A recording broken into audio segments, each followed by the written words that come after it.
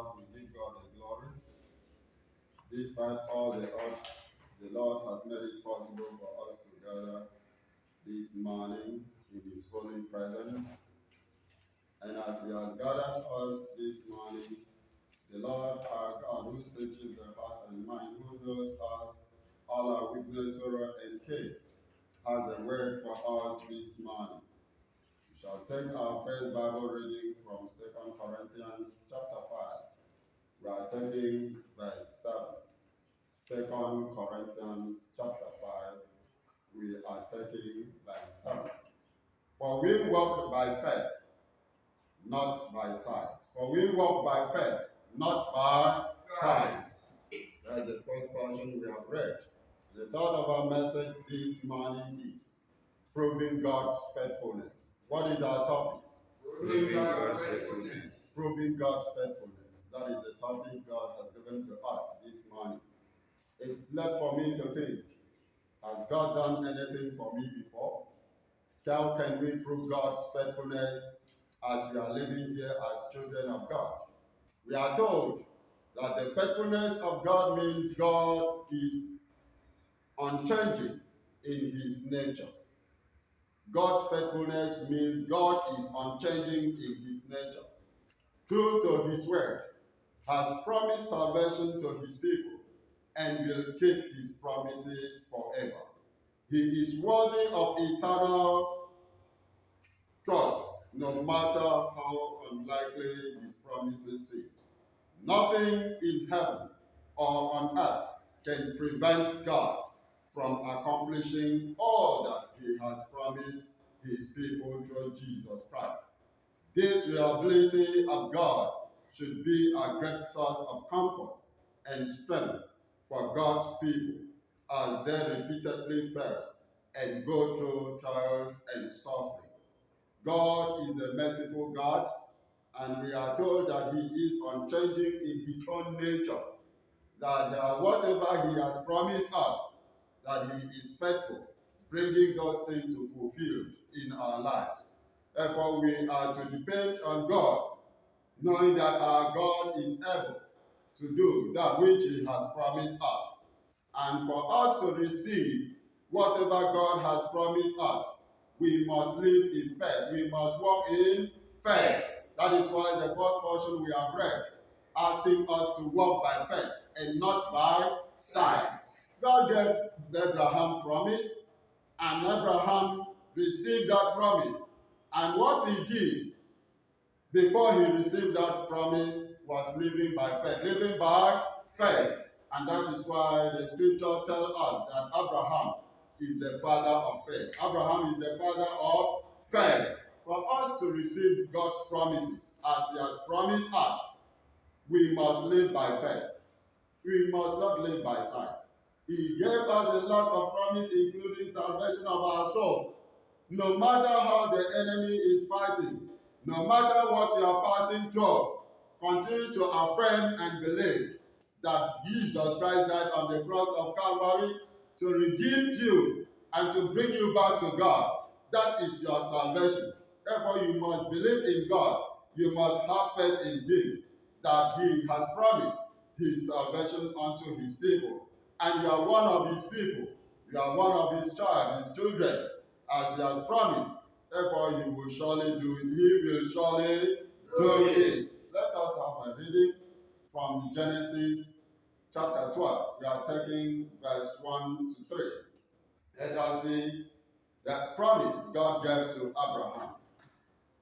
Genesis chapter 12, verse 1. Now, the Lord had said unto Abraham, Get thee out of thy country, and from thy kindred, and from thy father's house, unto a land that I will shew thee. Verse 2. And I will make thee a great nation. I will make thee a great nation. This is one of the promises God gave to Abraham. And I will bless thee, and I will bless thee, and make thy name great, and make thy name great. And thou shalt be a blessing, and thou shalt be a blessing. These are the promises God gave to Abraham. And if we continue to look at the story of Abraham, if we are able to study the life of Abraham, we can see all what God has promised, he has fulfilled them in the life of Abraham. He promised that he will make him to be a great nation. Today we are the descendants of Abraham. God has fulfilled that promise by making him to be a great nation. He made a promise also said, I will bless thee. I will bless thee. Today we are the Abraham of this generation. God made it to fulfill in the life of our father Abraham. Therefore, we must trust God and believe him that whatsoever he has promised us, he will surely fulfill. He will surely fulfill. Abraham lived by faith and enjoyed the promises of God. He did not live by sight. If he were to live by sight, the age would have made him to depart from God. Despite the age, he continued to depend on God, looking up to him to fulfill his promise. And he surely did it. And he surely did it. He promised to bless him. And he has blessed him.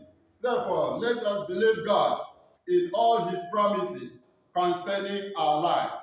He will equally do it for us. He will equally do it for us. There are a lot of God's promises in our lives. Begin to search your life. What are those promises that God has given you that are yet to fulfill in your life? You have to have faith in God. You must have faith in God. If that promise must fulfill in your life, if that promise must fulfill in my life, what I need to do, I have to put my trust, my confidence, my faith, and my hope in God. The one that has promised us is faithful. He is faithful, and he will surely make it come to pass. One of those promises God has given to us, he has promised that he will bless the work of our hand. God promised to bless the work of our hand. If the work of your hand is not blessed, call upon God, call him to remembrance. Remind God what he has said. When the father gave a child a promise that he will do this or that for him, if he delays, that child will go to his father and tell him, Daddy, you said you will do this for me. He reminds his father, if God has promised to bless the work of your hand, and you are yet to be blessed, it is your duty to call God to remembrance. It is your duty to call God to remembrance. Tell him, prove him, he will surely do it. In Deuteronomy 28, verse 12, let us see God's promise he has given to us.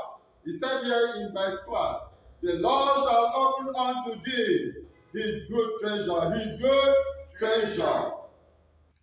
28 verse 12, the Lord shall open unto thee his good treasure, the heaven to give thee rain, the heaven to give thee rain unto thy land in his season, and to bless all the work of thy hand, and to bless all the work of thy hand, and thou shalt lend unto many nations, and thou shalt lend unto many nations, and thou shalt not borrow, and thou shalt not borrow. That is the promise of God for you and for me. God promised to bless us, to open unto us his good treasure. He has promised. Ask God for more of his blessings upon your life. As he has gathered us this morning and called us to remembrance that this is what he has promised us. Therefore, continue to ask God to open unto you the gate of his good pleasure and rain down his blessing upon the labor of your hand.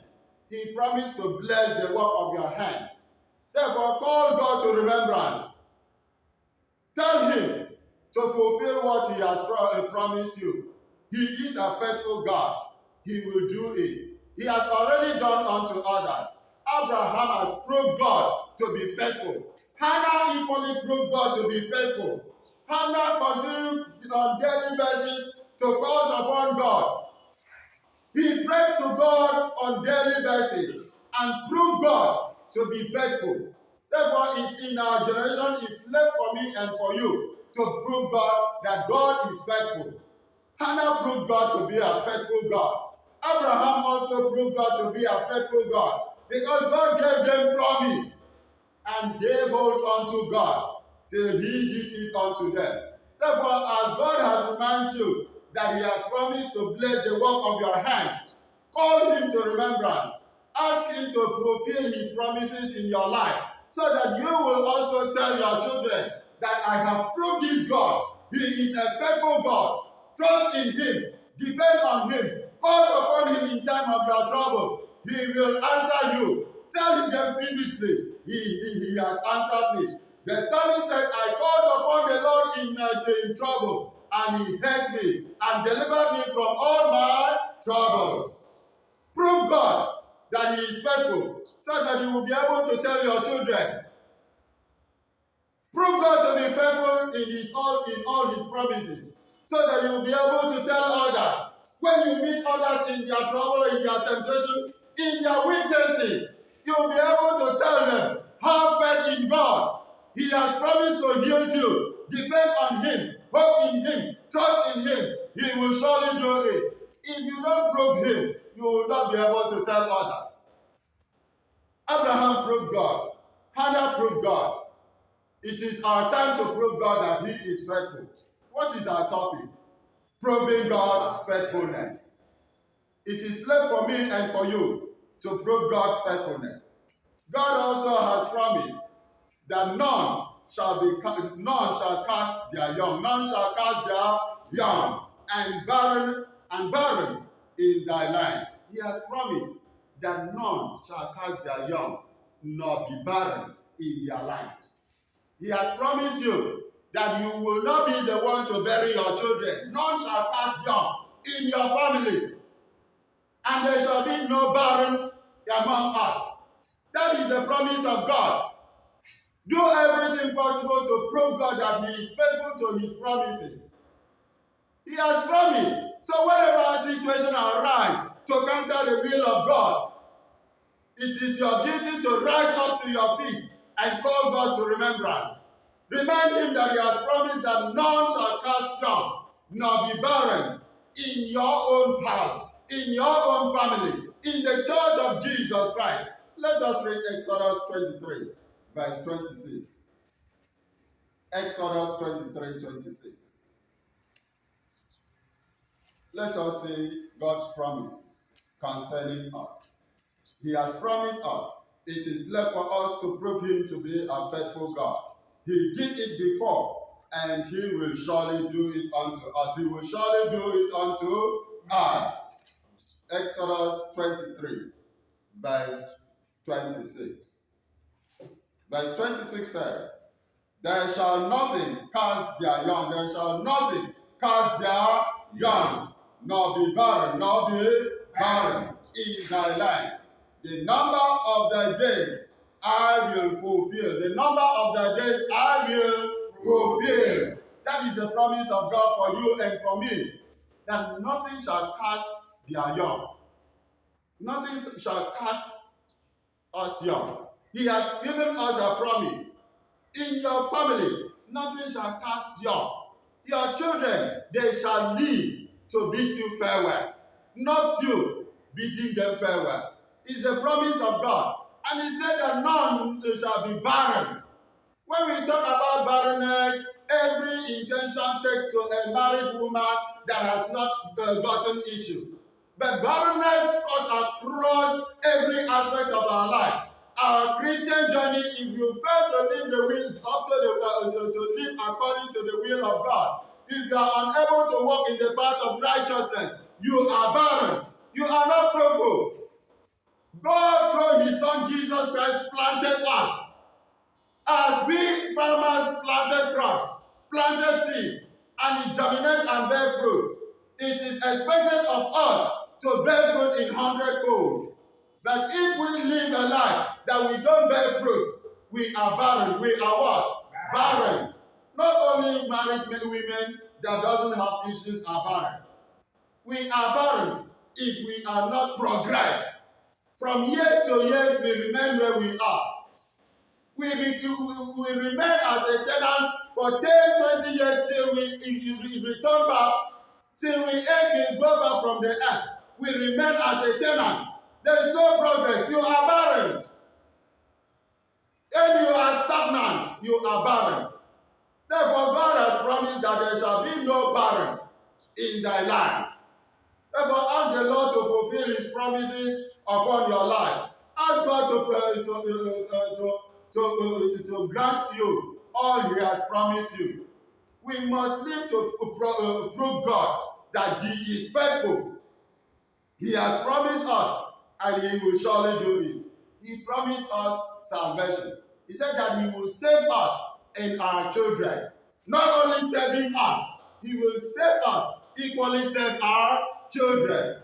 But if God saves you alone, you still have 99% burden on your head. If the salvation comes to you alone, you still have 99% burden on your head. If your entire family, your relation are not saved, you are not saved entirely. Therefore, that is why God promised that he will save us and our children. If you are in a family and you are only one that is blessed, you are not blessed. Because left, right, and center will be dragging you, seeking for your help. And when issues arise in a family, that 1, 2, 3 hands will have come together and the thing will be done easily. And every eyes will be upon you, you are not blessed. You are not blessed. Until others are blessed, you can vividly say, I am blessed. Every hand will call, every eyes will be on you. Everyone will call upon you. Therefore, God has promised salvation to us and our children. If you are saved, ask the Lord to save your children. Ask the Lord to save your relation. It may be because of them you derail. Because they may do act in a way that you may go contrary to the will of God. And you slip off from the salvation. Therefore, ask God that he has promised to save you and your family. Ask God to save you. He promised you salvation, not only to you, but to you and your children.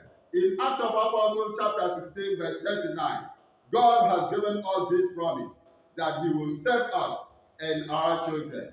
It is left for us to call on God, to have faith in him, to pray and ask him that he has promised us. He should do it for us, even as he has promised. Acts of Apostles, chapter 16, we are reading verse 31. And they said, believe on the Lord Jesus Christ, and thou shalt be saved and thy house. And thou shalt be saved and thy house. He did not promise you alone salvation. He promised that